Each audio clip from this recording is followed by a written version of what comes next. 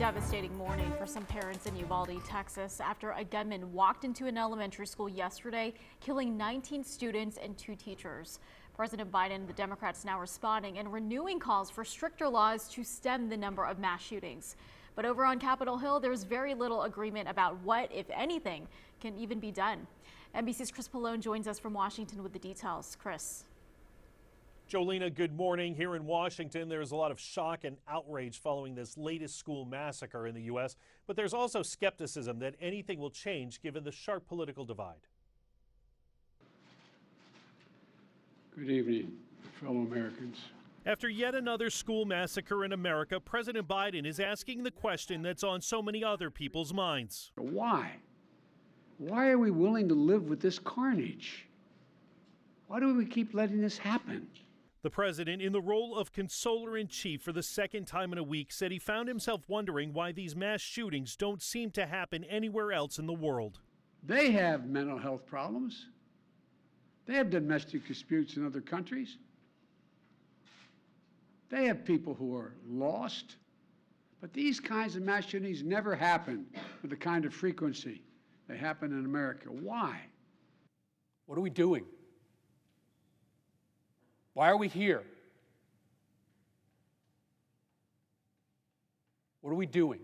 Shortly after the news broke, Connecticut Democratic Senator Chris Murphy passionately urged his colleagues to act. I'm here on this floor to beg, to literally get down on my hands and knees and beg my colleagues. Find a path forward here. Work with us to find a way to pass laws that make this less likely. It's truly horrific. Despite recent polls consistently showing Americans strongly support expanded background checks for gun buyers, there's little agreement in the Senate about what can be done to prevent more massacres. There's no doubt we need to do more to keep children in schools safe. We know from past experience that the most effective tool for keeping kids safe is armed law enforcement on the campus. A Texas Department of Public Safety lieutenant said a school resource officer and 2 local police officers were unable to stop the body armor-clad shooter Tuesday and had to wait for a tactical team to arrive. When news of this massacre broke, President Biden called Texas Governor Greg Abbott to offer any and all assistance the federal government can provide. In Washington, Chris Pallone, News West 9. Now back to you. Now, this Uvalde school shooting, it's actually the deadliest school shooting in Texas history, bypassing the 1966 University of Texas Tower shooting that killed 18 people. And yesterday's shooting comes just over 4 years to the day that 10 people, 8 students and 2 teachers were killed on May 18th, 2018 at Santa Fe High School. Governor Greg Abbott unveiled a 40-page list of recommendations on how to keep schools safer after the shooting. He even signed a series of bills on school safety. One bill even instructed school districts to implement emergency operation plans that included requiring certain training for school resource officers and ensuring school district employees were trained to respond to emergencies. But first, let's take a moment to remember the faces of those who were killed, the teachers, students, sons, they were daughters. We're going to start off with the 4th grade teacher. This is Eva Mariela. She worked with the school district for 17 years, and her friends remember her as the sweetest person who just loved to teach. Then there's Irma Garcia. Family members are calling her a hero, saying that she died protecting her students that were in the classroom. Annabelle Rodriguez, she was a 3rd grader at Robb Elementary. Her dad spent much of the afternoon yesterday just frantically searching for her, and he was given little to no information at the time. The family of 10-year-old Xavier Lopez also confirming he was one of the students killed. His mom was with him just hours before an awards ceremony, and she did not know that this would be the last time that she would see her son alive. 8-year-old Uzziah Garcia, he was in the 4th grade as well. His family calls him the sweetest little boy they've ever known.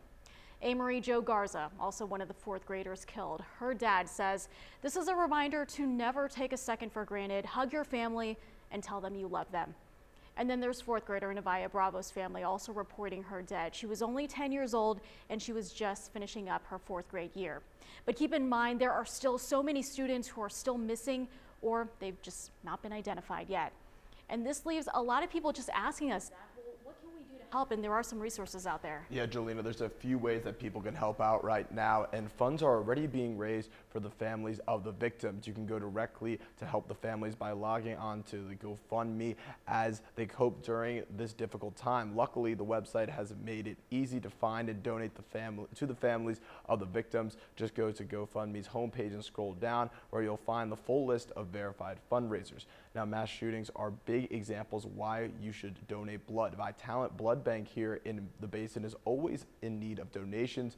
You can schedule an appointment with them at vitalant.org. If your blood type is O negative, it's highly encouraged that you regularly donate, as O negative blood can be received by almost anyone regardless of blood type. Now, the Ector County Sheriff's Office is getting to work. They're encouraging people to add to the money already raised by deputies and other staff. Starting this morning at 10 a.m., the department will be accepting monetary donations at the Sheriff's Office. There will be a poster where you can leave a message and a donation. They'll have this out today and tomorrow. They ask all checks be made out to Uvalde County. They then will hand deliver the donations and poster to Uvalde County Sheriff's Office on Friday. Now is a time more than ever for Texans to come together in times of tragedy. If you want to find out all this information, head over to newswest9.com.